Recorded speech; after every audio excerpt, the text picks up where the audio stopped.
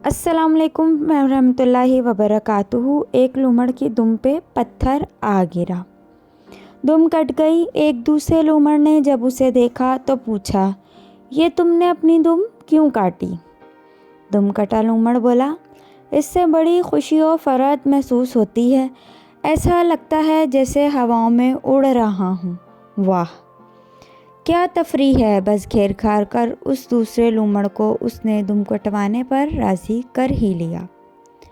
उसने जब ये दुम कटाई के मुहिम सर कर ली तो बजाय सुकून के शदीद किस्म का दर्द महसूस होने लगा।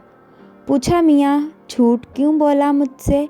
पहला कहने लगा, जो हुआ सो हुआ। अब ये दर्द की दास्तान दूसरे लूमड़ों को सुनाई तो उन्होंने दुमें नहीं कटवानी और हम दो दुम कटों का मजाक बनता रहेगा। बात समझ में आई तो ये दोनों दुम कटे पूरी बरादरी को ये खुशकुन तजर्बा करने का कहते रहे।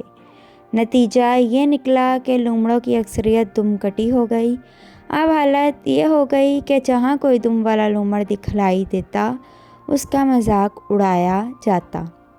जब भी फसाद आम होकर फैल जाता है, अवाम नेकोकारों को उनकी नेकी पे ताना देने लग जाते हैं और अहमक लोग उनका मजाक उड़ाते हैं। हज़रत क़ुआब रज़ी अल्लाह अन्हो से रिवायत है कि फरमाया, लोगों पे ऐसा ज़माना आएगा कि मोमिन को उसके ईमान पे ऐसे ही आड़ दिलाई जाएगी जैसे कि आजकल बदकार को उसकी बदकारी पे आड़ दिलाई जाती है और शर्मिंदा किया जाता है। यहाँ तक कि आदमी को तंज कहा जाएगा कि वाह भाई, तुम तो बड़े ईमानदार फ़की बंदे हो। बिगड़ा हुआ मुआशरा जब नेकोकारों में कोई काबिल एतराज़ बात नहीं तलाश कर पाता तो उनकी बेहतरीन खूबी पे ही उनको आड़ दिलाने लग जाता है। क्या लूत अलैहिस्सलाम की कौम ने नहीं कहा था, निकाल दो लूत के घर वालों को अपनी बस्ती से, ये बहुत नेक बहने फिरते हैं। सिर्फ सुन्नत के मुताबिक शलवार टखनों से ऊंची करके देख लो, लोग मजाक उड़ाने लग जाएंगे। ये हमारे मुआशरे की हकीकत है जिसमें हम जीते हैं।